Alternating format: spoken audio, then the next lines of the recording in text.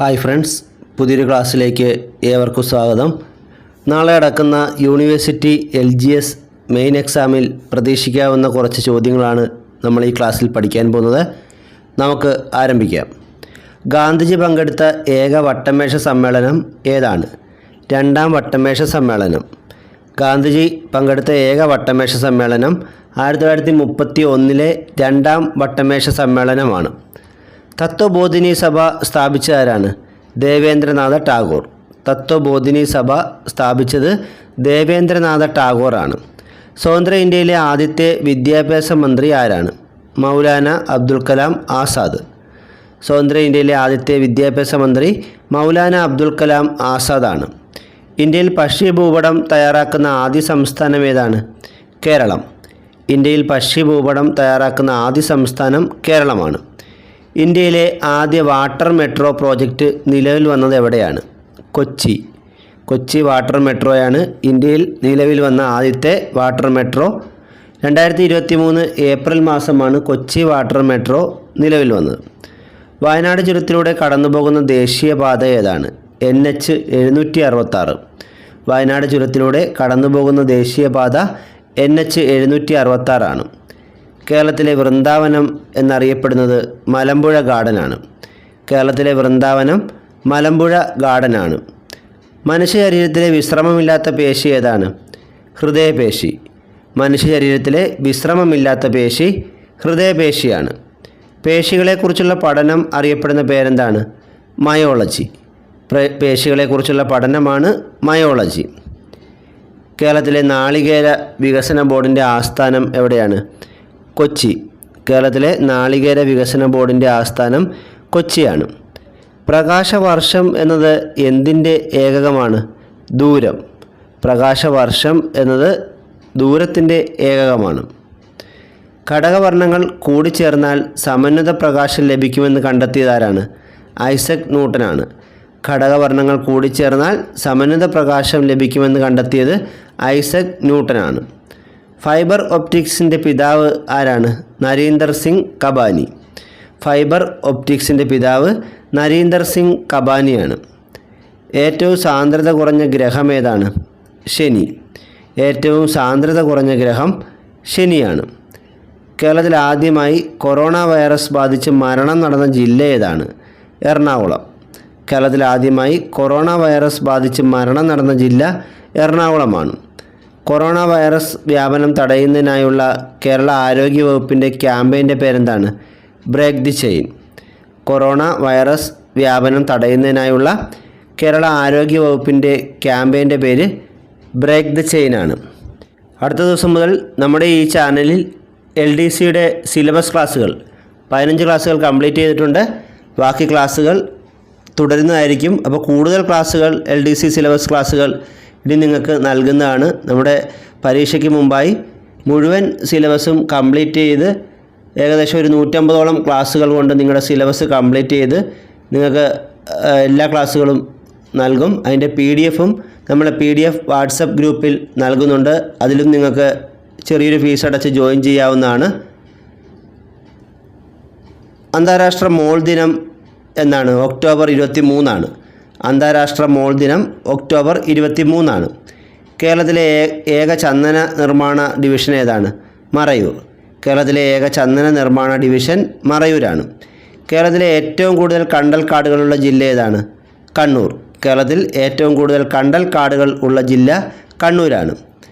കേരളത്തിൽ പുകയില കൃഷി ചെയ്യുന്ന ജില്ല ഏതാണ്? കാസർഗോഡ്. കേരളത്തിൽ പുകയില കൃഷി ചെയ്യുന്ന ജില്ല കാസർഗോഡാണ്. പ്രസവ പ്രക്രിയയിൽ നിർണായക പങ്കുവഹിക്കുന്ന ഹോർമോൺ ഏതാണ്? ഓക്സിറ്റോസിൻ. പ്രസവ പ്രക്രിയയിൽ നിർണായക പങ്കുവഹിക്കുന്ന ഹോർമോൺ ഓക്സിറ്റോസിനാണ്. നിശബ്ദനായ കൊലയാളി എന്നറിയപ്പെടുന്ന രോഗം ഏതാണ്? അമിത രക്തസമ്മർദ്ദം. നിശബ്ദനായ കൊലയാളി എന്നറിയപ്പെടുന്ന രോഗം അമിത രക്തസമ്മർദ്ദമാണ്. ത്വക്കിനെക്കുറിച്ചുള്ള പഠനം അറിയപ്പെടുന്ന പേരെന്താണ്? ഡെർമറ്റോളജി എന്നാണ്. ത്വക്കിനെക്കുറിച്ചുള്ള പഠനം അറിയപ്പെടുന്നത് ഡെർമറ്റോളജി എന്ന പേരിലാണ്. തിരുവനന്തപുരം ജില്ലയിലെ ആദ്യ കണ്ടൽ പച്ചത്തുരുത്ത് പദ്ധതിക്ക് തുടക്കം കുറിച്ചത് എവിടെയാണ്? കോട്ടുകാൽ. തിരുവനന്തപുരം ജില്ലയിൽ ആദ്യ കണ്ടൽ പച്ചത്തുരുത്ത് പദ്ധതിക്ക് തുടക്കം കുറിച്ചത് കോട്ടുകാലാണ്. ബാലമുരളി എന്ന തൂലികാനാമം ആരുടേതായിരുന്നു? ONV കുറുപ്പിൻ്റെ. ONV കുറുപ്പ് കുട്ടിക്കാലത്ത് ബാലമുരളി എന്ന പേരിലാണ് ആദ്യകാലത്ത് ബാലമുരളി എന്ന തൂലികാ നാമത്തിലായിരുന്നു കവിതകളൊക്കെ എഴുതിയിരുന്നത്. എല്ലാ വർഷവും ജൂൺ 19 കേരളത്തിൽ എന്ത് ദിനമായിട്ടാണ് ആചരിക്കുന്നത്?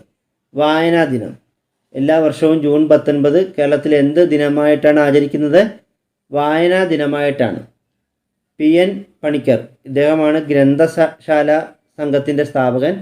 ഇപ്പോൾ ഗ്രന്ഥശാല സംഘത്തിൻ്റെ സ്ഥാപകനായ PN പണിക്കരുടെ ചരമദിനമാണ് ജൂൺ 19. ഈ ജൂൺ 19 ഇദ്ദേഹത്തിൻ്റെ ഓർമ്മയ്ക്കായി കേരളത്തിൽ വായനാ ദിനമായി ആചരിക്കുന്നു. കേന്ദ്ര സർക്കാരിൻ്റെ ഉഡാൻ പദ്ധതിയിൽ ഉൾപ്പെട്ട കേരളത്തിലെ വിമാനത്താവളം ഏതാണ്? കണ്ണൂർ അന്താരാഷ്ട്ര വിമാനത്താവളം. കേന്ദ്ര സർക്കാരിൻ്റെ ഉഡാൻ പദ്ധതിയിൽ ഉൾപ്പെട്ട കേരളത്തിലെ വിമാനത്താവളം ഏതാണ്? കണ്ണൂർ അന്താരാഷ്ട്ര വിമാനത്താവളം. കേരള മത്സ്യബെഡിൻ്റെ ആസ്ഥാനം എവിടെയാണ്? തിരുവനന്തപുരം. കേരള മത്സ്യബെഡിൻ്റെ ആസ്ഥാനം തിരുവനന്തപുരമാണ്. മറക്കുടയ്ക്കുള്ളിലെ മഹാനരകം എന്ന നാടകം രചിച്ചതാരാണ്? MR ഭട്ടതിരിപ്പാട്. മറക്കുടയ്ക്കുള്ളിലെ മഹാനരകം എന്ന നാടകം രചിച്ചത് MR ഭട്ടതിരിപ്പാടാണ്. 2023 ലോക വനിതാ ബോക്സിംഗ് ചാമ്പ്യൻഷിപ്പിൻ്റെ വേദി എവിടെയാണ്? ന്യൂഡൽഹി. 2023 ലോക വനിതാ ബോക്സിംഗ് ചാമ്പ്യൻഷിപ്പിൻ്റെ വേദി ന്യൂഡൽഹിയാണ്. വെള്ളത്തിലെ പൂരം എന്നറിയപ്പെടുന്ന ആറന്മുള ഉത്രട്ടാതി വള്ളംകളി നടക്കുന്നത് ഏത് നദിയിലാണ്? പമ്പാ നദി. വെള്ളത്തിലെ പൂരം എന്നറിയപ്പെടുന്ന ആറന്മുള ഉത്രട്ടാതി വള്ളംകളി നടക്കുന്നത് പമ്പാ നദിയിലാണ്. ഏറ്റവും കൂടുതൽ പലായന പ്രവേഗവും ഏറ്റവും ശക്തമായ കാന്തിക മണ്ഡലവുമുള്ള ഗ്രഹം ഏതാണ്? വ്യാഴം. ഏറ്റവും കൂടുതൽ പലായന പ്രവേഗവും ഏറ്റവും ശക്തമായ കാന്തിക മണ്ഡലവുമുള്ള ഗ്രഹം വ്യാഴമാണ്. കരിമ്പുഴ എന്നറിയപ്പെടുന്ന കോഴിക്കോട് ജില്ലയിലെ നദി ഏതാണ്? കടലുണ്ടിപ്പുഴ. കരിമ്പുഴ എന്നറിയപ്പെടുന്ന കോഴിക്കോട് ജില്ലയിലെ നദി കടലുണ്ടിപ്പുഴയാണ്. കേരളത്തിലെ ഏറ്റവും വലിയ മുനിസിപ്പാലിറ്റി ഏതാണ്? തൃപ്പൂണിത്തുറ. എറണാകുളം ജില്ലയിലെ തൃപ്പൂണിത്തുറ മുനിസിപ്പാലിറ്റിയാണ് കേരളത്തിലെ ഏറ്റവും വലിയ മുനിസിപ്പാലിറ്റി. ഇന്ത്യയുടെ വന്ധ്യവയോധികൻ എന്നറിയപ്പെടുന്ന ആരാണ്? ദാദാഭായ് നവറോജി. ഇന്ത്യയുടെ വന്ധ്യവയോധികൻ എന്നറിയപ്പെടുന്നത് ദാദാഭായ് നവറോജിയാണ്. നിലവിൽ സ്വത്തവകാശത്തെക്കുറിച്ച് പ്രതിപാദിക്കുന്ന ഭരണഘടനാ ഭാഗം ഏതാണ്? ഭാഗം 12. നിലവിൽ സ്വത്തവകാശത്തെക്കുറിച്ച് പ്രതിപാദിക്കുന്നത് ഭരണഘടനയുടെ ഭാഗം 12 മഴമേഘങ്ങൾ എന്നറിയപ്പെടുന്ന മേഘങ്ങൾ ഏതാണ്? നിംബസ് മേഘങ്ങൾ. മഴമേഘങ്ങൾ എന്നറിയപ്പെടുന്നത് നിംബസ് മേഘങ്ങളാണ്. കലാമണ്ഡലം ഹൈദരാലി ഏത് കലാരൂപവുമായിട്ടാണ് ബന്ധപ്പെട്ടിട്ടുള്ളത്? കഥകളി സംഗീതം. കലാമണ്ഡലം ഹൈദരാലി ഏത് കലാരൂപവുമായി ബന്ധപ്പെട്ടിരിക്കുന്നു? കഥകളി സംഗീതം. ഹൃദയത്തെ സംരക്ഷിക്കുന്ന ജീവകം ഏതാണ്? ജീവകം E. ഹൃദയത്തെ സംരക്ഷിക്കുന്ന ജീവകം E ആണ്. ഭൂമിയുടെ ശ്വാസകോശം എന്നറിയപ്പെടുന്ന പ്രദേശം ഏതാണ്? ആമസോൺ മഴക്കാടുകൾ. ഭൂമിയുടെ ശ്വാസകോശം എന്നറിയപ്പെടുന്ന പ്രദേശം ആമസോൺ മഴക്കാടുകളാണ്.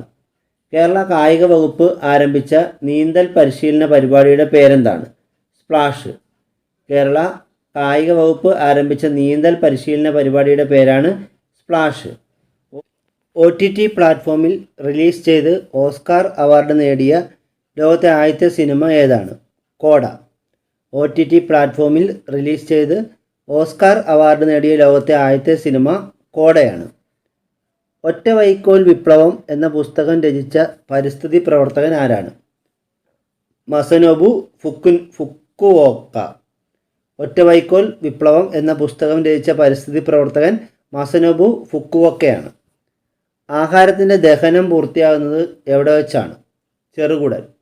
ആഹാരത്തിൻ്റെ ദഹന പ്രക്രിയ പൂർത്തിയാകുന്നത് ചെറുകുടലിൽ വെച്ചാണ്. ആരോഗ്യവാനായ ഒരു പുരുഷൻ്റെ വൈറ്റൽ കപ്പാസിറ്റി എത്രയാണ്? 4.5 ലിറ്റർ. ആരോഗ്യവാനായ ഒരു പുരുഷൻ്റെ വൈറ്റൽ കപ്പാസിറ്റി 4.5 ലിറ്ററാണ്. ശ്രീനാരായണ ഗുരുവിൻ്റെ ആദ്യത്തെ രചന ഏതാണ്? ഗജേന്ദ്രമോക്ഷം വഞ്ചിപ്പാട്ട്. ശ്രീനാരായണ ഗുരുവിൻ്റെ ആദ്യത്തെ രചന ഗജേന്ദ്രമോക്ഷം വഞ്ചിപ്പാട്ടാണ്. ഇന്ത്യയിലെ ഏറ്റവും വലിയ ശുദ്ധജല തടാകം ഏതാണ്? വൂളാർ തടാകം. ഇന്ത്യയിലെ ഏറ്റവും വലിയ ശുദ്ധജല തടാകം വൂളാർ തടാകമാണ്. കേരളത്തിലെ ഏറ്റവും വടക്കേ അറ്റത്തുള്ള നദി ഏതാണ്? മഞ്ചേശ്വരം പുഴ. കേരളത്തിലെ ഏറ്റവും വടക്കേ അറ്റത്തുള്ള നദി മഞ്ചേശ്വരം പുഴയാണ്. ഹൃദയത്തെ പൊതിഞ്ഞിട്ടുള്ള ഇരട്ട സ്തരമുള്ള ആവരണം ഏതാണ്? പെരിക്കാർഡിയം.